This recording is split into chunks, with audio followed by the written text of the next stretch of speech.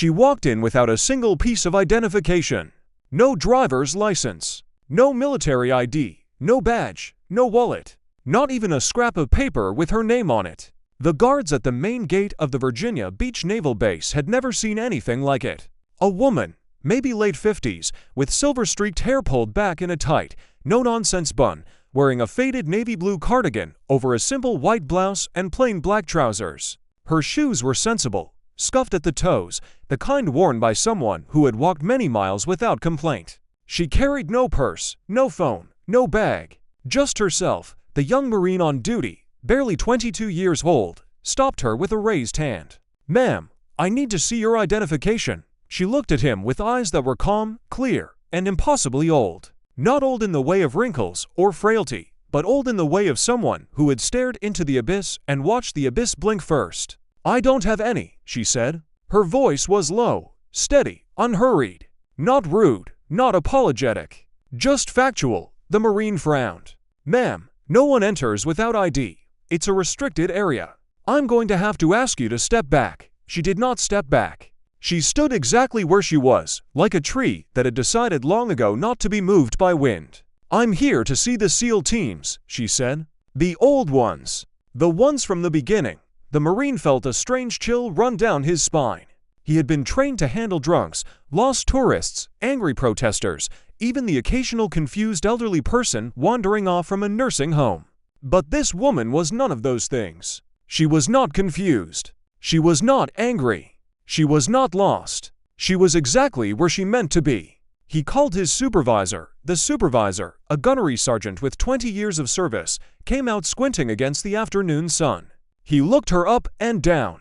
No ID, no known history, no record of her in any database. He had run her name through the system except she had no name to give. When he asked for her name, she simply shook her head. "That doesn't matter anymore," she said. "What matters is why I'm here." The gunnery sergeant was not a man easily impressed. He had seen combat, lost friends, buried brothers. But something about this woman made his instinct scream that she was not a threat, not a liar, not a crazy person.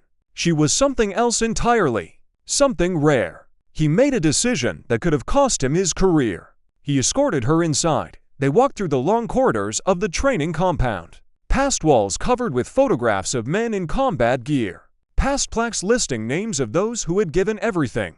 Past the quiet hum of a place where ordinary people were forged into something extraordinary. The woman did not look around with wonder or curiosity. She walked as if she had been here before, long ago, in a different life. Her footsteps made no sound on the polished floor. The gunnery sergeant found himself glancing sideways at her more than once, trying to figure out the riddle she presented. She was taken to a small conference room near the main administrative office. A lieutenant commander was called. He was a fit man in his early 40s, with the kind of face that had seen hard things and learned to smile anyway. He introduced himself politely and asked again for her name.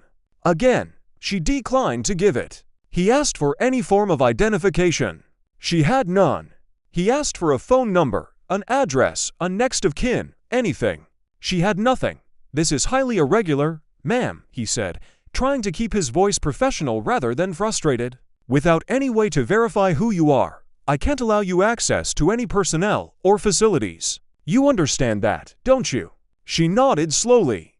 "I understand completely. And I'm not asking for access. I'm asking for a moment. A single moment. And then I'll leave, and you'll never see me again." The lieutenant commander rubbed his jaw. His gut told him to have her removed. His training told him to follow protocol. But something else, something deeper, something he had learned to trust after years of operating in the gray areas where rules could not always apply, told him to wait. Just wait. What moment? He asked. She reached into the pocket of her cardigan and pulled out a small, worn photograph. The edges were soft, curled from decades of being held. The colors had faded to a soft sepia, but the image was still clear. It showed a group of 12 men in old-style Navy uniforms, standing in front of a building that looked like it had been built in a hurry. They were young, barely more than boys. But their eyes were not young. Even in the faded photograph, their eyes held something that looked like fire and ice mixed together. "This was taken in 1962, the woman said quietly. "Coronado. Before anyone knew what they were becoming. before the world had a name for them.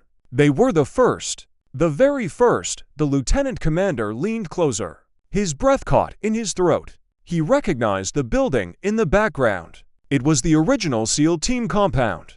And those faces, he had seen some of those faces before, in old training films, in black and white photographs tucked away in the history archives. These were the men who had built the foundation, upon which every modern SEAL stood. Legends, ghosts, heroes, whose names were spoken in whispers during mess hall conversations. "I'm in this photograph," the woman said.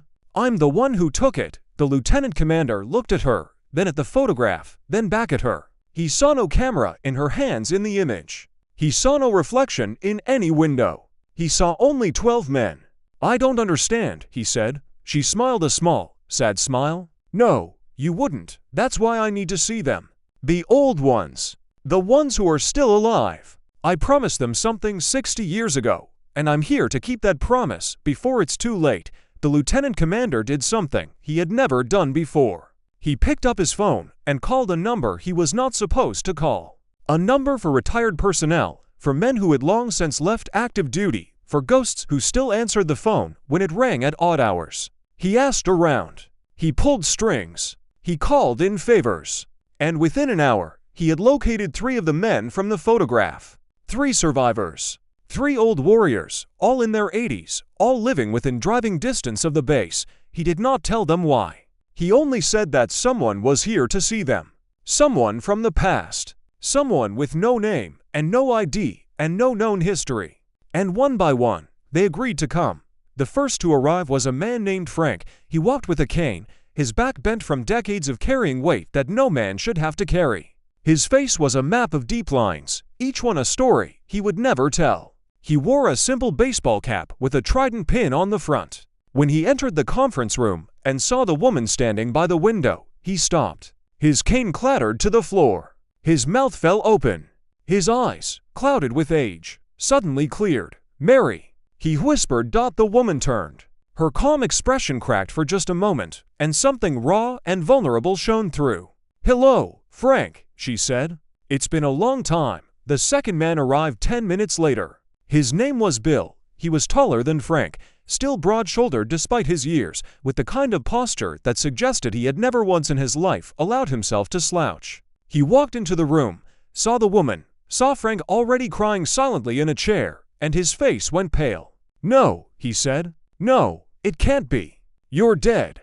We thought you were dead." The third man came last. His name was Eddie. He was the oldest of them, pushing 90, confined to a wheelchair pushed by a grandson who looked exactly as Eddie had looked in the old photograph. Eddie's hand shook with Parkinson's, and his eyes had the distant look of someone who had begun to leave this world piece by piece. But when he saw the woman, his shaking stopped. His eyes focused. His back straightened in the wheelchair. "You came back," Eddie said. His voice was thin, reedy, but clear. "After all this time, you came back." The woman walked to him slowly, knelt beside his wheelchair, and took his trembling hand in both of hers. "I made a promise, Eddie. I don't break promises." The lieutenant commander stood frozen in the doorway. The gunnery sergeant stood beside him, equally frozen. Neither of them understood what was happening, but both of them knew, with absolute certainty, that they were witnessing something sacred. Something that belonged not to them, but to the men in that room and the woman who had walked in without a name. Frank spoke first, his voice breaking. "We looked for you. For years. After what happened, we went back. We searched everywhere. The Navy said there was no record of you, no file, no next of kin, nothing, like you never existed." The woman nodded. "That was the point, Frank. I was never supposed to exist. Not on paper. Not in any file. I was a ghost before you boys even knew what a ghost was." Bill sat down heavily in a chair, his long legs stretching out in front of him. "Then who are you, really? After 60 years, don't we deserve to know?" The woman was quiet for a long moment. The room was so silent that the ticking of the wall clock sounded like a drum. Finally, she spoke. "My father was a spy. A real one. Not the kind in movies. The kind who never came home. The kind whose name appears on no memorial and whose grave has no stone. He taught me everything he knew before he disappeared. Languages, codes, surveillance, how to walk into a room and become furniture. How to disappear in plain sight. She looked at each of the three old men in turn. When they started forming the first SEAL teams, they needed someone to test them, to see if they could handle real-world infiltration, real-world threats. Someone with no ties to the military, no official identity, no paper trail. Someone who could become anyone and no one at the same time. They found me. Eddie's eyes were wet. You were the one. The ghost they sent to test us. The one who got into our compound 3 times in 1 week without being seen. The one who left notes under our pillows and once replaced all our ammunition with blanks without a single alarm going off. I was testing your vulnerabilities, the woman said. And you passed. Every single one of you. You caught me on the 4th try. Remember that night, Eddie? You were on watch. Everyone else was asleep. You felt me before you saw me. You said later that the air changed. That you smelled something that didn't belong. Etta laughed, a sound like dry leaves rustling. I thought you were an angel. Or a demon. You appeared out of nowhere, standing right there in the middle of the barracks, and you just smiled at me and said, "Good, you're finally paying attention." The woman squeezed his hand. I was sent to see if you were ready. And you were. More than ready. But after that night, I was supposed to disappear. That was the deal. No names, no records, no contact. I was never supposed to see any of you again. Then why did you? Frank asked. Why now? The woman reached into her other pocket and pulled out a small box, wooden, worn smooth by time. She opened it carefully. Inside, on a bed of faded velvet, lay a silver trident pin. Not a standard issue one. This one was hand-carved, the details so fine that each wave on the trident seemed to move in the light. I made this, she said, in 1962, after I tested you and before I left. I made one for each of you. 12 of them. I wanted you to know that someone saw you. Someone who had no name and no face and no history still saw what you were becoming. And she was proud. She handed the box to Etta. I've been carrying these for 60 years. Waiting for the right time. Waiting until enough time had passed that it wouldn't matter anymore, that I was never supposed to exist. I found Frank's family. Bill's too. Yours, Eddie. I've been watching from a distance, making sure you were all okay. And now, before it's too late, I wanted to give you these. To tell you that you mattered. That what you did mattered. That someone remembers. The lieutenant commander, still standing in the doorway, felt tears sliding down his face. He did not wipe them away. The gunnery sergeant stood at attention without realizing he had done so. Every SEAL who had gathered in the hallway outside, drawn by whispers of what was happening, stood at attention too. They did not know this woman's name. They had no record of her existence. But they knew, with every fiber of their being, that they were in the presence of someone who had helped forge the very soul of their brotherhood. The woman stood up slowly, her knees cracking softly. She looked at the 3 old men, then at the young SEALs in the hallway, then back at the photograph still lying on the table. That's all I came for, she said. To keep a promise. To say thank you. And to remind you all that the best warriors are not the ones with the biggest muscles or the fastest reflexes. They are the ones who remember, who honor, who keep their word, even when no one is watching. She turned to leave. Frank struggled to his feet, leaning on his cane, and grabbed her arm. Wait, he said. At least tell us your real name, please. After all this time, let us know who you were. The woman looked at him with those calm, clear, impossibly old eyes. And for the first time, she smiled. Not a sad smile. A real one. Full of warmth and light, and a lifetime of secrets finally released. You already know who I was, she said. I was the one who saw you. And that was enough. She walked out of the room, down the hallway, past the young SEALs still standing at attention. Through the security gates where the same young Marine stared after her with his mouth open, and out into the Virginia afternoon. By the time anyone thought to follow her, she was gone. No car, no bus, no taxi, just gone. The guards checked every camera. The lieutenant commander pulled every record. The gunnery sergeant searched every database. There was nothing, no name, no ID, no known history. It was as if she had never existed at all. But the 3 old men sat in that conference room for a long time, holding their hand-carved silver tridents, remembering a ghost who had kept her promise for 60 years. And somewhere out there, walking without a name through a world that would never know her, The woman who had no ID and no known history smiled to herself and kept walking. She had done what she came to do. The days following that strange afternoon in Virginia Beach were filled with questions that no one could answer. The lieutenant commander, whose name was Michael Reyes, found himself unable to focus on his regular duties. Every time he closed his eyes, he saw her face. That calm, knowing expression. Those eyes that had seen too much and yet remained gentle. He had spent 20 years in naval special warfare, had deployed to more combat zones than he could count, had lost friends and made decisions that haunted him. But nothing had prepared him for a woman with no name and a pocket full of hand-carved silver tridents. He started digging. Quietly at first, then obsessively. He requested files from the National Archives. He contacted retired historians who specialized in the early days of the SEAL teams. He even reached out to the CIA through back channels, hoping someone there might have a record of a female operative who had worked with the military in the early 1960s. Every single inquiry came back with the same answer: nothing. No records, no files, no photographs, no mention of any woman matching her description. It was as if she had been erased from history before history had even had a chance to write her down. Frank, Bill, and Ed stayed in the conference room until well after midnight. They talked about things they had never spoken of before. Not the missions, not the combat, not the things that had given them nightmares for 6 decades. They talked about her, about the woman who had infiltrated their compound not once, not twice, but 3 times in a single week.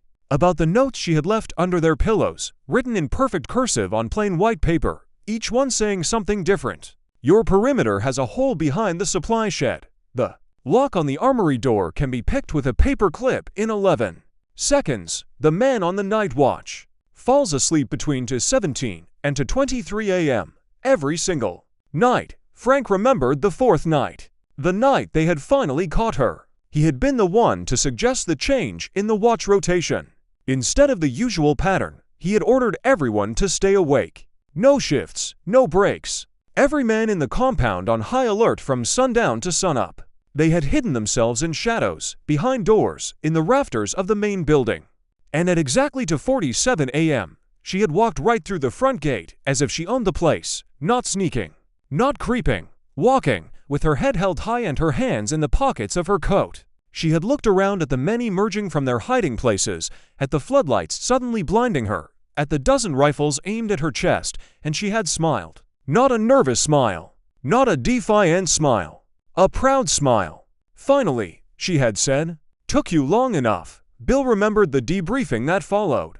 How their commanding officer had been called in the middle of the night, how he had arrived looking furious, how he had taken one look at the woman and gone pale. "You," he had said. "It's you." And she had nodded once, said something in a language Bill didn't recognize, and the commanding officer had dismissed every single SEAL from the room. They never found out what was said in that room. They never learned her name. They never saw her again. Until now, Ed, the oldest of the 3, the one in the wheelchair, had kept the note she had left under his pillow. He had carried it with him through every deployment, every move, every stage of his long and difficult life. It was folded so many times that the paper had worn thin as tissue, but the words were still legible. "You are braver than you know," it said, "and stronger than you think. Don't ever let anyone tell you different." He had shown it to his wife on their wedding night. He had shown it to his children when they were old enough to understand. He had shown it to his grandchildren just last Christmas. And now, in this conference room, he showed it to Frank and Bill, who had kept their own notes all these years without ever telling each other. Frank's note said, "The world will forget what you did. Don't let that make you bitter. Let it make you humble." Bill's note said, "One day, you will be old and tired, and no one will remember your name. That's when you will finally understand what matters." The 3 old men sat in silence for a long time after comparing notes. They had been through hell together. They had watched friends die, had done things that could never be undone, had carried burdens that would have broken lesser men. But none of that had moved them the way these 3 small pieces of paper did. A ghost had seen them. A ghost had believed in them. And a ghost had just traveled across 6 decades to say thank you. Meanwhile, Lieutenant Commander Reyes had not slept. He had called every contact he had, burned every favor he was owed, and was on the verge of calling in a marker from an admiral when his phone rang at 3:15 a.m. The caller ID showed a blocked number. He almost didn't answer. But something made him pick up. Is this Michael Ray's? The voice on the other end was female, calm, familiar. His heart stopped. Yes, he said. Who is this? A soft laugh. You know who this is. And before you ask, no, I'm not going to tell you my name. But I am going to tell you something else. Something I should have told Frank and Bill and Eddie before I left. I just couldn't, not in front of all those young men. It wouldn't have been fair to them. Ray's held his breath. What is it? The woman paused. When she spoke again, her voice was softer, almost fragile. I wasn't just testing them. I was protecting them. In 1962, there was a leak in the program. Someone inside the Navy was feeding information to a foreign power, names, training locations, deployment schedules. If that information had gotten out, those 12 men would have been dead before they ever saw combat. Every single one of them. Ray's felt the blood drain from his face. How do you know this? Because I was the one who found the leak. My father's old network. The one he built before he disappeared. I activated it, used it, and I found the traitor within 72 hours. But I couldn't tell anyone how I knew.